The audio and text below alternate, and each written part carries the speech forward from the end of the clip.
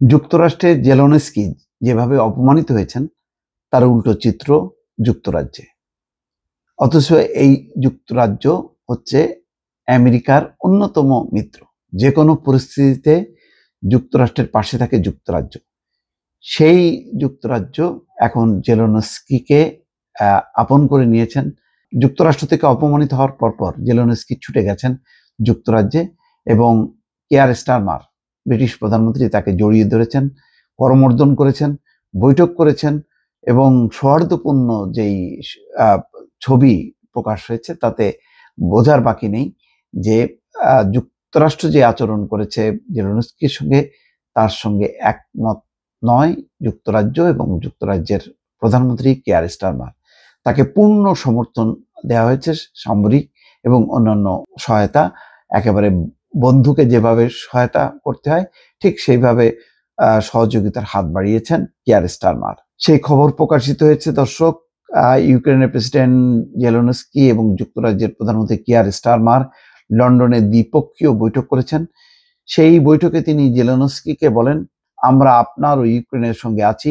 British প্রধানমন্ত্রীর সরকারি দপ্তর 10 নম্বর ডাউনিং স্ট্রিটে অনুষ্ঠিত এই বৈঠকে স্টারমার ইউক্রেনের প্রতি পূর্ণ সমর্থন জানান।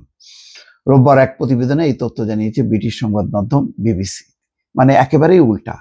মানে বহুদিন যাবৎ যুক্তরাজ্যের প্রতি মানে সাধারণের বা বিশ্বের একটা অভিযোগ যে তারা অন্ধ ভাবে অনুসরণ করে যুক্তরাষ্ট্রকে, কিন্তু এবার ইউক্রেন যুদ্ধ নিয়ে, রাশিয়া ইউক্রেন যুদ্ধ নিয়ে ইউরোপ একেবারেই ভিন্ন অবস্থানে।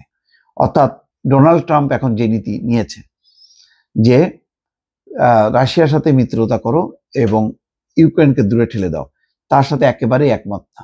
কেননা পুরো যুদ্ধের সময় পুরো যুদ্ধটাই শুরু হয়েছিল ইউরোপ এবং আমেরিকার যৌথভাবে রাশিয়ার বিরুদ্ধে।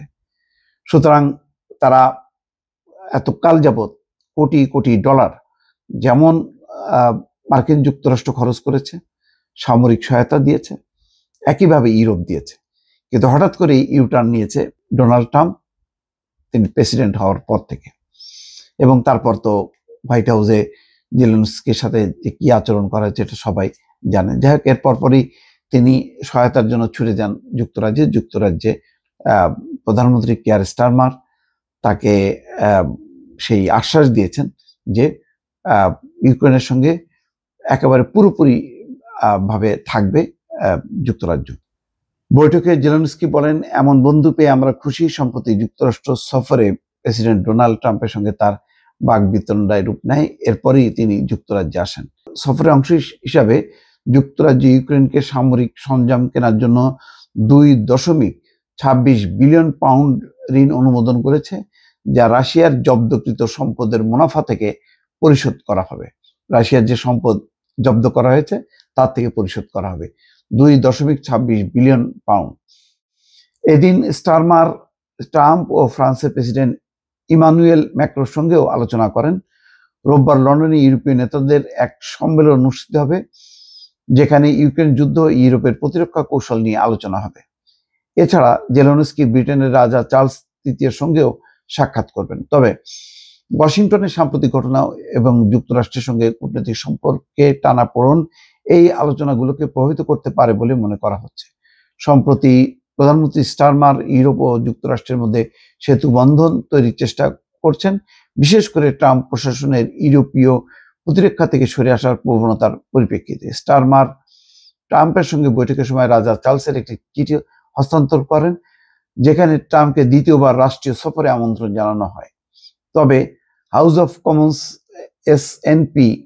এমপিরা এই আমন্ত্রণ প্রত্যাহারের দাবি জানিয়েছেন, বিশেষ করে ওভাল অফিসের বিতণ্ডার পর। এছাড়া স্টারমার ইউক্রেনের জন্য যুক্তরাষ্ট্রের নিরাপত্তা নিশ্চয়তার বিষয়েও ভূমিকা রাখার চেষ্টা করছেন। শুক্রবার রাতে ট্রাম্প ও জেলেনস্কির মধ্যে উত্তপ্ত আলোচনার পর তিনি দুই নেতার সঙ্গে ফোনে কথা বলেন।